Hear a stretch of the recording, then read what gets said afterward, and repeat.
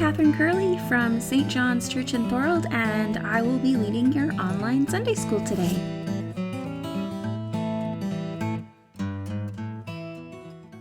Hello everybody, and happy Mother's Day.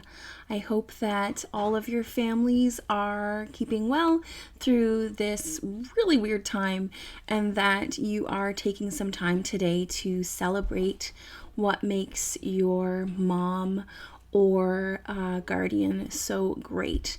Now, I know that probably typically for Mother's Day, we often talk about all the wonderful things that our biological mothers do for us. But I thought today we would maybe talk a little bit about how, the nature of family, and how family can often be more than just the people who raise us. Because I know for a lot of people, family might not look like a traditional family. It may not be a mom and a dad, or two moms or two dads.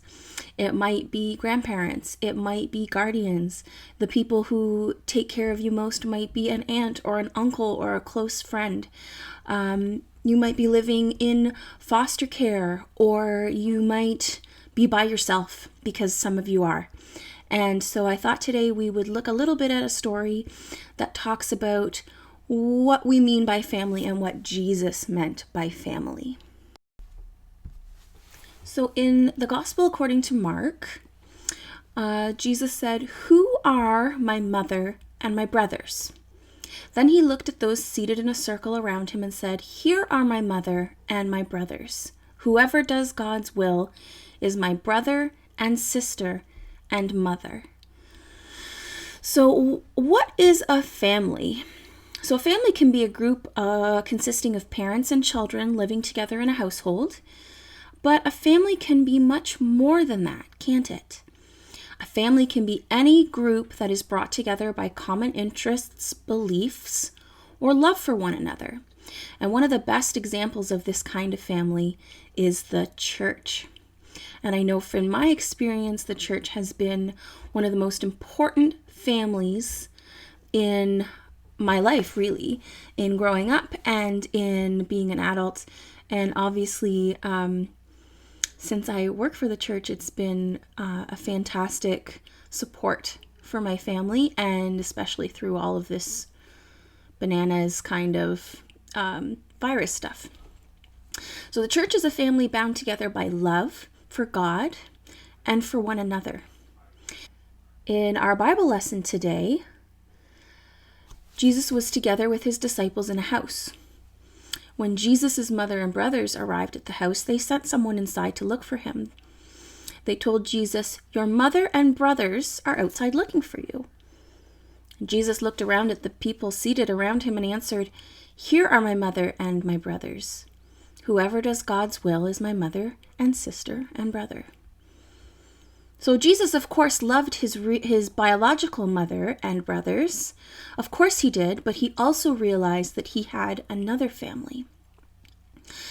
It was a family made up of those who loved God and wanted to do what God wanted them to do.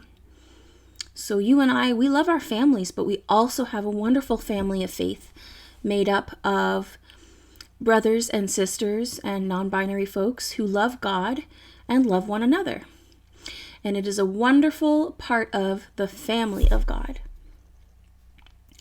So basically, Jesus is saying that our mothers don't just have to be our mothers. They can be anyone who I think traditionally mothers we think of as caretakers. Now, obviously, fathers fill that role too. But if there's anybody in your church family who you consider another mother, then I would really encourage you to reach out to that person today, either by a phone call or a video message, or even a text message, but maybe use your voice or your face to make that message. I would encourage you to reach out to them and wish them a happy Mother's Day. And if they don't have children, you can say, "You're one of my mothers too." And I think they would really, really appreciate that. And I'm not going to give you an activity to do today because I think there's enough of folks going around making cards and other lovely things for their mothers. But please just consider reaching out to a member of your church family today that takes care of you sometimes, and wish them a happy Mother's Day. We love you all. Keep well and stay safe. Till next time. Happy Mother's Day.